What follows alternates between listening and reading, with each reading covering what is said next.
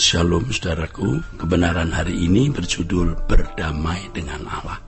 Saudaraku, suatu hari nanti akan ada orang-orang yang sangat menyesal dalam ketakutan dan kegentaran yang hebat karena mereka tidak pernah bertemu dengan Bapa di surga. Sejak di bumi tidak pernah satu frekuensi dengan Bapa. Seseorang yang benar-benar telah bertemu dengan Bapa pasti memiliki persekutuan dengan Bapa, sehingga tidak perlu mencari frekuensinya, sebab selalu tersambung dengan Bapa. Ini artinya hidupnya berdamai dengan Allah. Kesempatan yang Tuhan berikan merupakan kesempatan yang tidak bisa dibeli. Mahal sekali. Nanti kalau orang sudah meninggal dunia di hadapan pengadilan Tuhan, tidak ada kesempatan lagi untuk berdamai. Kesempatan hanya sekarang pada waktu masih hidup di dunia. Jadi mumpung kita masih hidup di dunia, ayo kita berdamai dengan Allah. Kita masing-masing harus menguji diri apakah benar-benar kita sudah menemukan Allah atau tidak. Itulah sebabnya kita harus terus mencari wajahnya. Nanti kita akan mengerti apa artinya bertemu dengan Allah Bapa itu. Sampai kita tidak mengingini apa-apa lagi. Ya. Sebab keindahan di dalam Tuhan membuat keindahan dunia ini pudar di mata kita. Ini hal yang sangat luar biasa, saudaraku, yaitu mati sebelum mati atau selesai sebelum selesai. Sampai pada level ini, seseorang barulah bisa menghayati realitas Allah. Kita mungkin orang yang dipandang hebat di mata umum, namun demikian kita harus menjadi orang yang bergantung kepada Tuhan dan menyadari betapa miskinnya keadaan kita saat ini. Betapa kita membutuhkan Tuhan.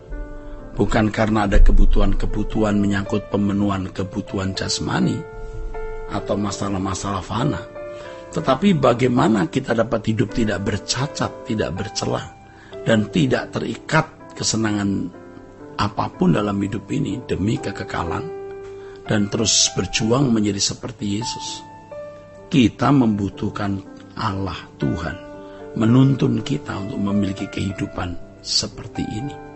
Sebab vaksin untuk mengalahkan kehidupan di bumi dan di surga hanya satu, hidup seperti Yesus. Ya, jadi tidak ada yang lebih indah dari kehidupan orang yang seperti Yesus. Doktrin tidak akan bisa menyelamatkan sebab manuver iblis itu berubah-ubah setiap saat, setiap zaman. Kita tidak bisa mengalahkan iblis dengan doktrin yang ditemukan orang beberapa abad yang lalu dan yang diajarkan sampai sekarang. Kita harus menemukan Tuhan dan kebenarannya di dunia kita hari ini. Sebab setiap orang pasti mengalami pergumulan yang berbeda. Dan iblis itu mencobai orang dengan segala taktik dan strategi yang berbeda-beda. Hanya kalau kita betul-betul hidup di dalam Tuhanlah yang membuat kita bisa cerdas, kokoh dan kuat, serta bisa melawan kuasa kegelapan. Suatu hari nanti orang akan menyesal karena tidak menemukan Allah. Oleh sebab itu yang penting sekarang ini adalah bagaimana penyembahan kita itu menjadi benar, bagaimana perjumpaan kita dengan Tuhan itu benar. Ya, jangan hidup dalam suasana seremonial atau upacara. Yang kita lakukan selama ini dalam ibadah adalah seremonial, tapi hal itu bisa menjadi bernilai kalau kita benar-benar menggelar hidup dalam sikap menyembah Allah, sikap menghormati Allah dalam seluruh perilaku kita. Saudaraku sekalian, waktu kita berkata Engkau besar ya Allah, Engkau yang termulia, Engkau layak disembah, apakah kita membuat Tuhan benar-benar layak disembah dalam perilaku kita?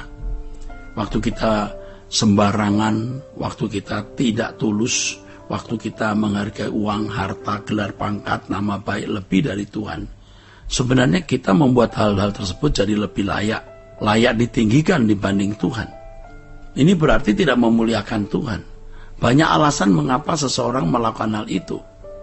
Misalnya karena takut kurang terhormat, takut terhadap seseorang, maka orang berdusta. Takut miskin lalu korupsi, takut kurang terhormat lalu menyingkirkan orang.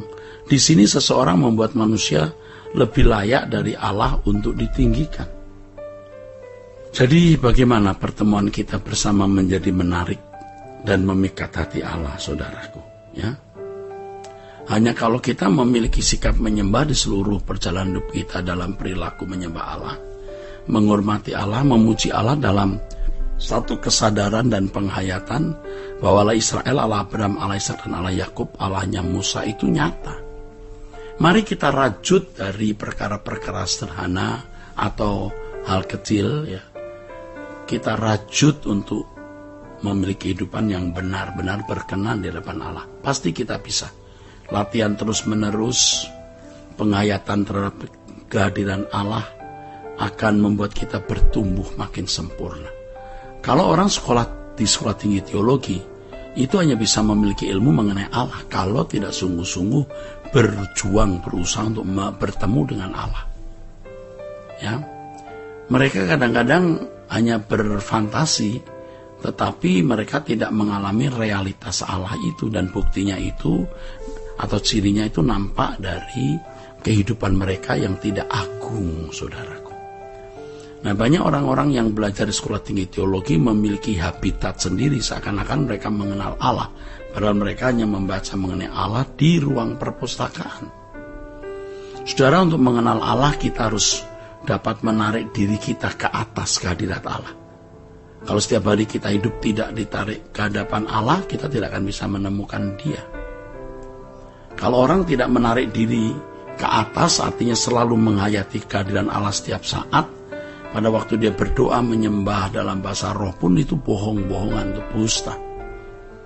Menarik diri ke atas artinya kita menghormati Allah dalam setiap tindakan, ucapan, perbuatan kita. Nah, jika kita melakukan hal itu, maka pada waktu kita berdoa, benar-benar kita bisa menunjukkan sikap hormat kita yang patut.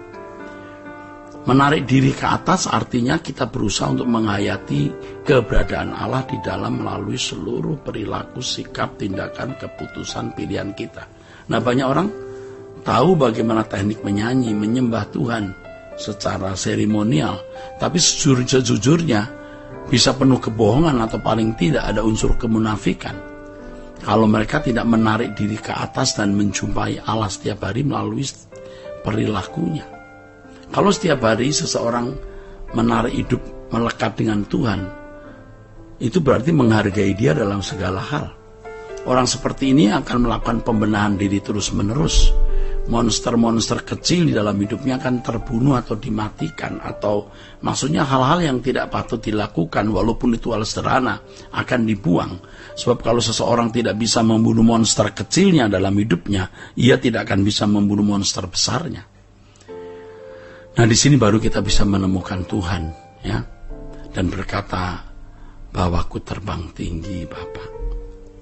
Jadi kalau setiap hari kita menarik diri ke atas, terus kita bergaul dengan Allah seperti Henok, seperti Musa, ya, dan mengalami perjumpaan dengan Allah, maka kita akan bisa benar-benar merasakan kehadiran Allah, eksistensi keberadaan Allah. Oleh sebab itu, saudara, jangan takut meninggalkan dunia dengan segala kesenangannya, lalu bergaul dengan Allah. Kita memang masih hidup di dunia, saudara. Kita berbisnis, kita berkarir, kita berumah tangga, ya, kita mencari uang untuk nafkah keluarga kita. Tetapi semua itu kita lakukan hanya karena Tuhan. Seperti yang dikatakan oleh Paulus di dalam 1 Korintus 10 ayat 31, jika engkau makan atau jika engkau minum atau jika engkau melakukan sesuatu yang lain, lakukan semua untuk kemuliaan Allah. Lakukan semua untuk kemuliaan Allah artinya semua itu kita lakukan bukan untuk kesenangan diri kita sendiri. Dan orang yang sungguh-sungguh melakukan segala sesuatu untuk kesenangan Allah, itu orang-orang yang benar-benar berkemas-kemas untuk pulang ke surga. Sola Gracia.